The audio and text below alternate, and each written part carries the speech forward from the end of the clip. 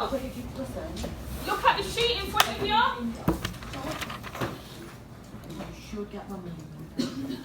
To reiterate, after half term, I am not revisiting any of these pieces of research methods. It's up to you to put it in your work. So, if you don't understand it now, then I'm here to help you. I'm trying to listen, but I don't understand them. Right, well, I'll help you. Okay. I'm here to help. Basically, we're working on Harvard referencing. We're only working on it for our FMPs, so we know how to do it when it comes to it, and also so we know how to do it in university. But we don't really. I mean, we still have to research for our scripted piece. I've done it. I've done the surname, the initial, the title, the edition, the number, and the place for publication and the publisher. Even though it's in first edition, so you don't actually have to write down the edition. I was incorrect. It's actually second edition. Meaning you actually have to write second edition down. I think Harvard referencing is very easy. Unless you don't read the text properly, then it's a bit of an issue. Wait, right, look at your book. Yeah.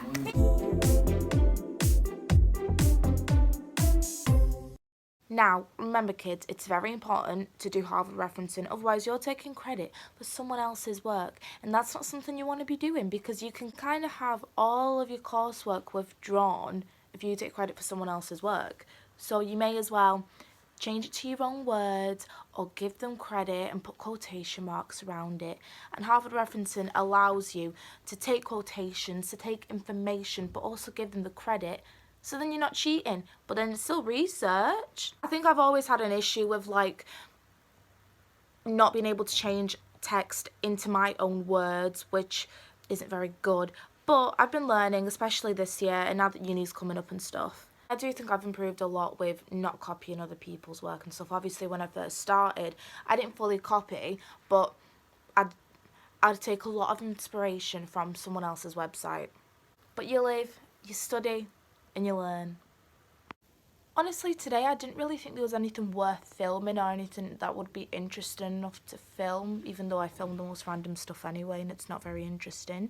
But in the morning we worked with Grace, we did a fitness warm-up that included stretches and cardio, and then we just kind of looked over our pirouettes and set ball change and stuff like that. That's all we really did. And we just rehearsed a bit for university, but that's nothing to do with this unit, so... In the afternoon, we finally got our roles for Good Kids in Roxanne's lesson. I got the role of Skylar. Skylar's actually the role that I wanted after watching it. Honestly, as soon as we watched the video of Brooklyn High, I think it was, doing their rendition of Good Kids, I was obsessed. And I'm really glad that we're doing a play that involves a theme as serious as this one does. And I just love Skylar's character, mainly just because she is the only one that will stick up for her, even though she's always been an outcast and an outsider. She still decides to put herself in more of a position to stand out more, really, to make herself more vulnerable just to protect Chloe and do what's right. And I look up to her as a character in the play, so I'm really, really happy with my role. So all we really did was go through, I think we got up to like halfway of the script, and we're going to carry on tomorrow, just reading through it, highlighting, getting rid of a lot of swear words because Roxanne doesn't want them in there, and just making notes of the script. Overall, I'm really, really, really happy with today. I mean, things I could have improved on are probably my dancing, yet again.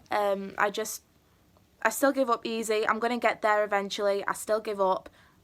I'm going to stop giving up eventually. But on the bright side, I'm really, really excited to get started with, you know, doing the scenes from a scripted piece. And I'm really excited to play the character Skylar.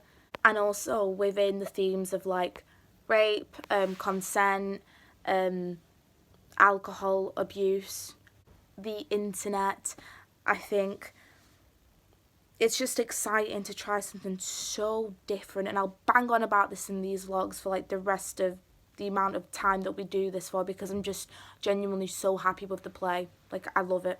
But yeah, it was a pretty decent day today, to be honest. We're in lesson and we're going to go over the script again. Right, okay, so we're going to carry on. I will carry on reading the stage directions, and then we'll discuss after every scene. Are we ready? Yeah. The whole world recedes from you. I was drunk. It's true. Not so drunk that I couldn't stand. Not drunk like that. Not yet.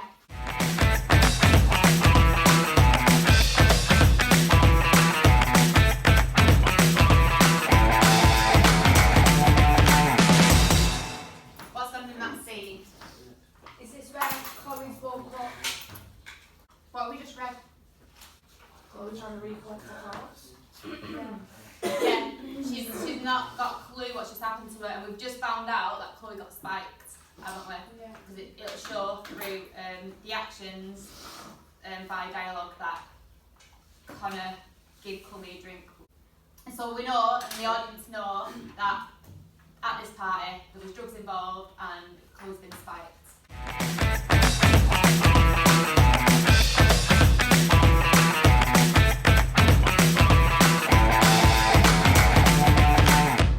Okay, so what's going on there?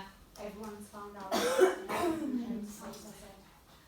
Yeah, it's out on the internet, isn't it? It's just gone viral. Maria, can we change? No, we go. This is fucked up. This is so fucked up. Can we change it to messed up? Cross out OMG. You just need to say OMG at the start. It gives the same impact.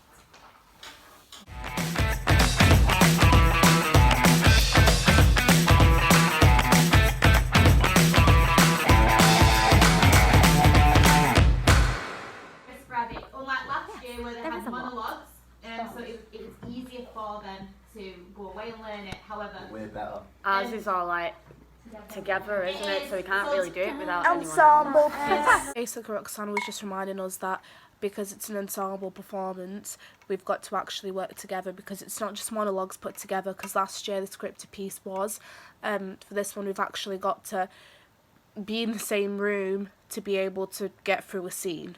And most of our performances in the past were ensemble performances anyway, so the group should be fine with that. The only thing that could let us down is attendance. okay, so let's just go to the very first on the floor.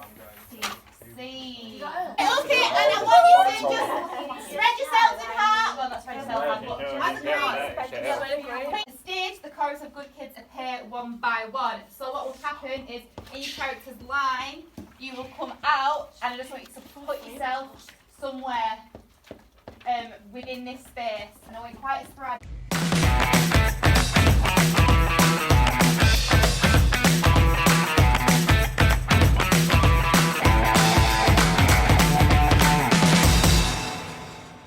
These people who weren't even there, and all of a sudden, they all know what happened. Stop there, let's lose that line, Ronan, let's give it to Jamie. So Jamie, that's going to be your line. Start. That way, Jamie's character's Yeah. Since there's 4 main guys, but we've got 5 guys in our class, we've had to adapt the piece and we've had to add a new character. Well, Roxanna's added a new character called Rick.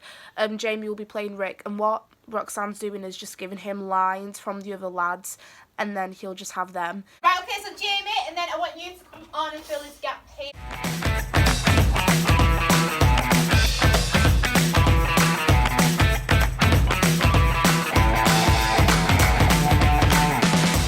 So Maria, you'll come on and come and fill this gap. What does that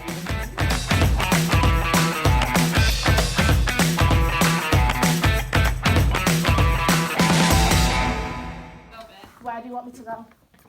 Front and centre. Just stand, no, don't block the lads. Just stand like that. Yeah. Even if you're not the sharpest tool in the shed, Landon looks over. Landon will then, so Who's Landon? when you pause in, who's Landon? You. Just like look over and just like look back at the boys and then go back to characterisation. Actually, can you actually intimidate them, Maria? So you've done your line we call home. Even if you're not the sharpest tool in the shed, walk straight past him. Then absolutely nail into Adam and then with the when Maria walks past that, you go for it then, and then you hold him back.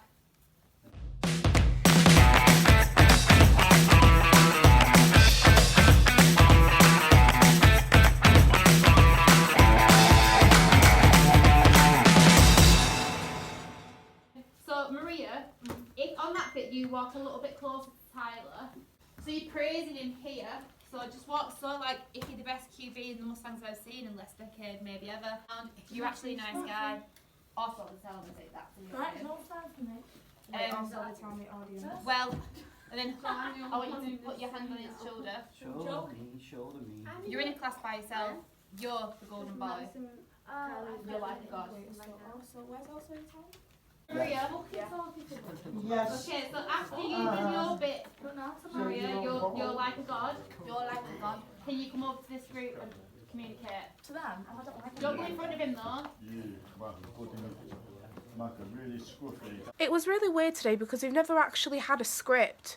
I don't think, not that I can remember of, and we've always devised scenes. And I actually felt quite responsible with myself, and I wrote down every single note Roxanne gave, every single movement, every single transition. I wrote it all down so I'd know. Like, I think I picked everything up quite quickly today. But my reading can be a mess at times. I need to work on my pronunciation of words and how I deliver things as well. And also I'm quite worried about learning my lines because I don't know how long it's going to take me. And my character doesn't have like the most lines in the script. I actually think that Coral's character, is it Deirdre? Deirdre, nearly right. She has the most lines in the whole show, I think, actually. This is not a fact. Do not fail me. Monologues.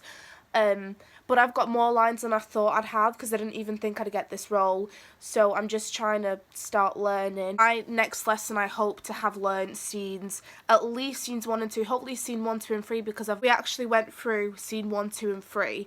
Yeah, I hope I have them learned, and if I don't, at least scene 1 and 2 because I've kind of started to learn them and just carry on making notes and stuff because it's helping.